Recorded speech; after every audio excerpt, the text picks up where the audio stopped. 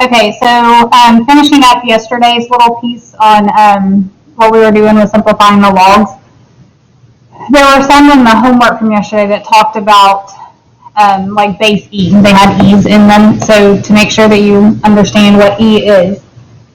E is called Euler's number because Euler discovered it. It's kind of like pi, like pi is 3.14, yada, yada, yada. E is 2.7, yada, yada, yada. It's a transcendental number, just means it's irrational. It goes on forever with no pattern, just like pi or the square root of 2. And then this little, there's some things in this manual that are kind of extra that you don't need to understand for all of this, but he makes the point that the 5 most important numbers that we have are pi, e, I, the imaginary number, 0, and 1. All right, and then he just remember that e is basically 2.7. So the if you're talking about y equals e to the x, its domain would be all real numbers, and its range would be 0 to infinity. Because it's exponential like anything else, it's going to look like any other exponential graph, because e is just a number.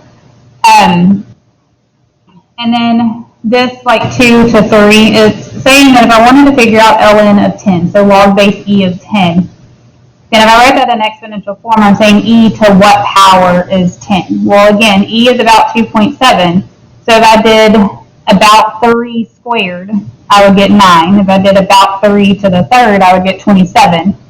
So 10 falls between 9 and 27, so our exponent should fall somewhere between 2 and 3. And without a calculator, we're not going to be able to do any better than that.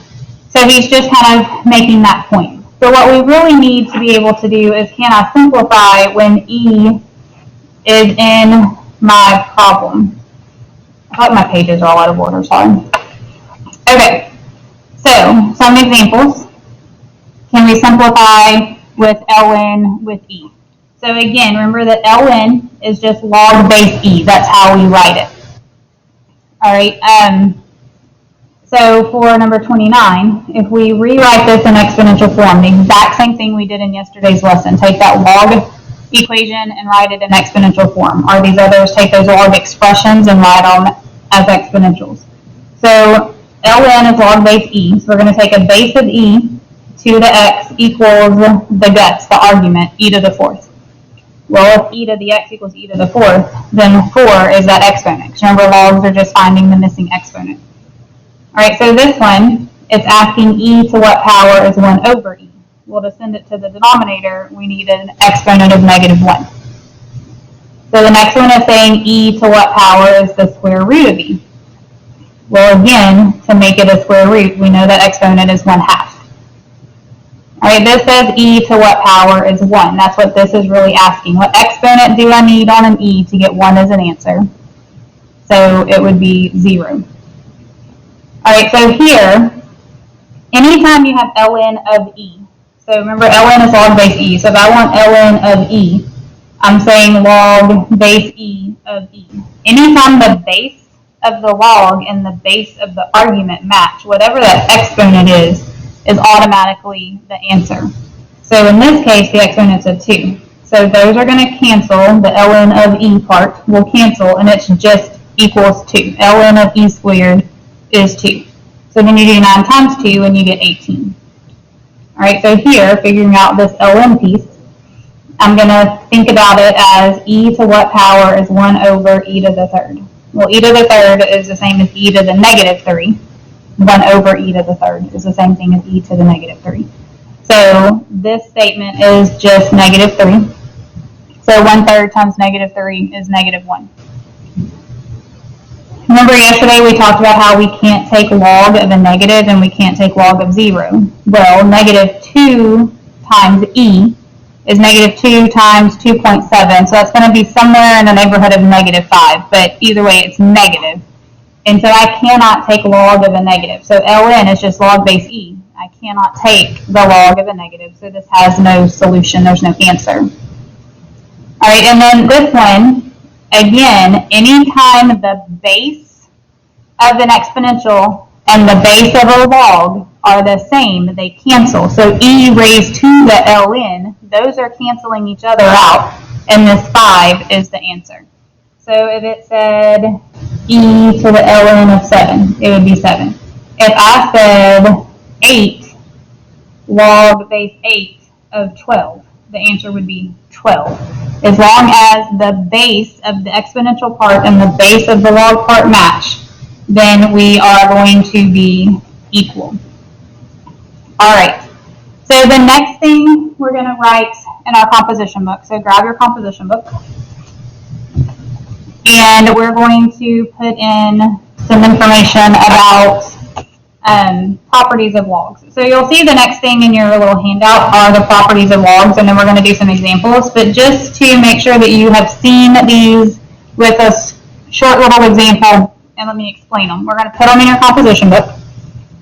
So on the next blank page, this is section 3.3 out of your textbook. We're doing properties of logs. And we use the properties of logs to expand or condense our logarithm expressions, and that is going to be useful tomorrow when we're solving equations with logs in them. And it's also helpful if we're trying to evaluate when we have weird numbers that we can't, but if we can condense, then we can make it something that we can. All right, so you have 3 properties of logs, and they make sense if you think about exponent properties. So if I multiply like bases, then I'm going to add their exponents. So that works with logs too. If I'm multiplying inside of one log, I can expand it into 2 logs that are adding. All right, the same thing, if I'm dividing like bases, I'm going to subtract the exponent. So that works similar with logs. If I'm doing log of a division, then I can expand it with subtraction. And these work the other way. If I give you 2 things added, you can just multiply the arguments and write 1 log. If I give you 2 logs subtracted, you can divide the arguments and give me 1 log. The third one is if I have something raised to a power, that exponent can swing out front. And that one makes some sense if you use this first one. Like if I have this problem, for instance, instead of jumping straight to the end, if I use that first property, if you think of x cubed as x times x times x, then this is log x plus log x plus log x, which is just 3 log x. So this property is honestly just a shortcut of using that first one again. All right, so again, the properties are simply if 2 things are being multiplied, I can split it with addition. Or if I have 2 logs being added, I can condense it with multiplication. If I have a log of things divided, I can expand with subtraction. If I have 2 logs subtracted, I can condense with a fraction, with division. If I have a log of something to a power, I can swing the exponent out front and multiply. Or if I have something multiplied out front, I can swing it around to the back and have it as an exponent. Okay, so in your handout, let's look at those problems. All right, so I can't figure out log of 25 because 10 to a power doesn't give me 25, not a pretty power. So if I condense this by multiplying 25 times 4, and I'm just saying log of 100, that's something I can figure out easily because I can think 10 to what power is 100, and that's just 2. All right, so again, addition, we're going to condense with multiplication. So if I multiply these 2 fractions, I get 96 sixths. And then if I divide 96 by 6, I just get 16. So then thinking about it in exponential terms, I'm thinking 2 to what power is 16? Well, that's 4. All right, if I have subtraction, we're going to squish with division, condense with division. And then when I simplify, I have log base 2 of 8. And then 2 to what power is 8? That exponent is 3. All right, I'm going to let you pause and work some in just a minute. So I'm going to skip 40 for now, and let's look at 41. All right, so using what we talked about a minute ago, this is log base 10 of 10 to the 35th. Well, these cancel, and it's just 35. But to help you get started on this one, I'm going to work 41 the long way. So I can swing this exponent out front and say 35 times log 10. I'm leaving understood 1 there. Log base 10 of 10 is 1 because 10 to the first is 10. So I can replace this with 1. 35 times 1 is 35.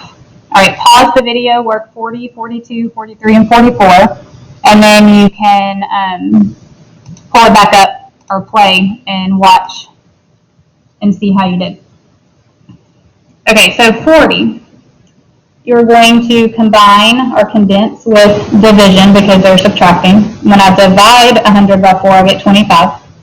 So I think 5 to what power is 25, and I get 2. On 42, we are going to swing the 5 around, so it's 5 times log base 2 of the square root of 2. So thinking about this log part, I'm thinking 2 to what power is the square root of 2? Remember, square root is an exponent of 1/2. So this whole log statement just equals 1/2. So 5 times 1/2 is 5/2. All right, on 43, it's 3 of them, but they're all being added. So I can just multiply all 3 of those arguments, and that gives me 1,000. So I'm doing log of 1,000. Well, remember, if there's no base, then it's understood to be 10. So 10 to what power is 1,000? And the answer is 3. Okay, so next, you have subtraction, so we're going to divide. And I didn't write it as a fraction because I didn't want a fraction inside of a fraction.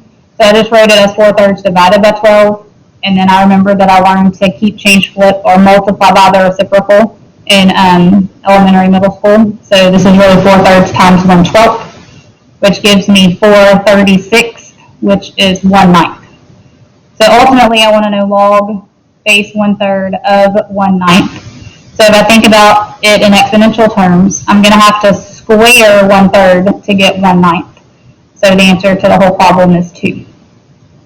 All right, so talking about expanding and condensing a little more. So in our composition book, we're going to put a few examples where there's not numbers, or not just numbers, where there's some variables involved. All right, so if I ask you to expand this, 7 times x to the 4th is being multiplied. So I can split it with addition. So log 7 plus log of x to the 4th. Well, then I have to swing the 4 around, and I have log 7 plus 4 log x, and I'm done. I know I'm done expanding when each log only has one thing in it. All right, so number 2. This says the cube root of x. By the way, I know it's kind of hard to read. All right, so they're being divided because that's what a fraction bar means. So I split it with subtraction. And then I remember that the cube root of x is x to the 1/3. So I have an exponent there that I need to swing out front. All right, so condensing. If I have these two logs that have the same base, so I can condense them, but before I can condense, I can't have numbers in front. So the first thing we're going to do is pull this 2 back around to an exponent. Then I can say it's subtracting, so I'm going to get, wow, that tongue-tied, sorry. I'm going to condense that subtraction into a fraction, so division, and it looks like this. That base is just the base of the log, and since these are variables, we're not going to do anything with it, but we need to keep up with the base. On the other 2 examples, it was log base 10, it was the common log, so we didn't have to write a base. But on this one, it's base 6, so we have to keep up with that little 6. All right, so last one, number 4. Both of these have coefficients, so we've got to pull them around and make them exponents. And then we need to remember that 2 to the 1/2 means a square root.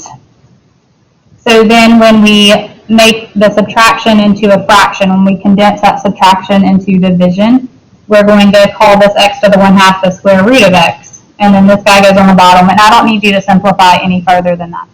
Now, when you're doing your homework, if you end up condensing something, so let's say I have log base 4 of 4x to the 3rd, or if I'm going to expand, I'm not condensing. This would be log base 4 of 4 plus log base 4 of x to the 3rd. Well, I know log base 4 of 4 is just 1, so I can call it 1, and then move my exponent out front. So keep that in mind. That is also something that can happen. You may end up with a log statement that you can simplify. All right, so that's all on expanding and condensing. So the next thing is the change of base formula. And so before we had fancy calculators, they had log tables in the back of textbooks. Well, then they invented a calculator with log buttons. So if you have the calculator on your phone, if you turn your phone horizontal, you'll get a log and an LN button. If you're using a basic scientific calculator, you're going to have a log and an LN button. If you're using the calculators like we have in class, you have a log and an LN button. They have a new operating system, so that's where this down here comes into play, but for right now, let's ignore that at the bottom. Change of base formula is, let's say I'm using a calculator that has the old operating system, or I'm using the calculator on my phone because I'm at home and I don't have a graphing calculator or whatever. Then the change of base formula allows you to turn any log base into a common or a natural log. Now, technically, it allows you to turn it into any other base you want, but the only two the calculator is going to handle for you are the common or the natural log, so base 10 or base E. I tend to use common logs. That's just what I prefer, but natural log works the same. All right, so an example of using this, if I'm asking you if I'm log base 2 of 6, that's one we can't figure out. We cannot make 2 and 6 have the same base, so we have to use change of base. So I'm going to say common log of 6 divided by common log of 2. Log base 10 of 6 divided by log base 10 of 2. And remember, if it's base 10, you don't have to write it.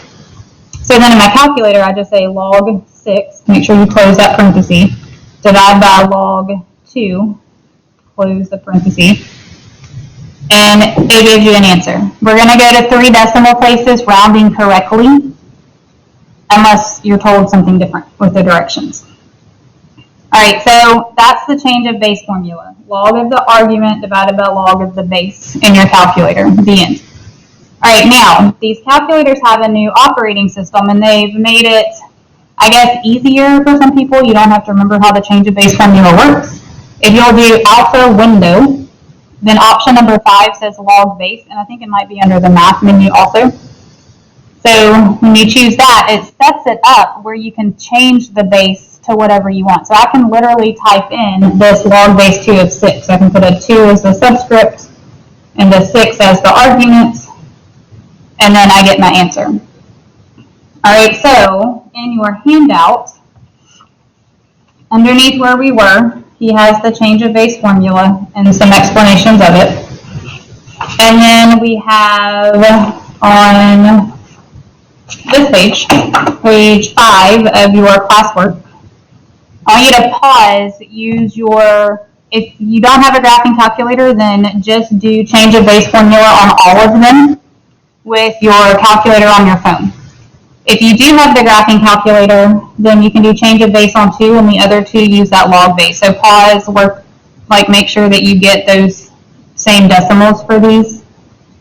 And then that's the end of this lesson. Make sure if you have questions, you let me know. Also, I haven't said this in the other videos, for those of you that are quarantined, I need you to send pictures of your homework to me as you do it. So if you'll just email it, because that's the easiest way for me to know that it was sent. If you'll email me a picture of your homework so that I can give you the points for it, that would be great. Again, if you have questions, please let me know.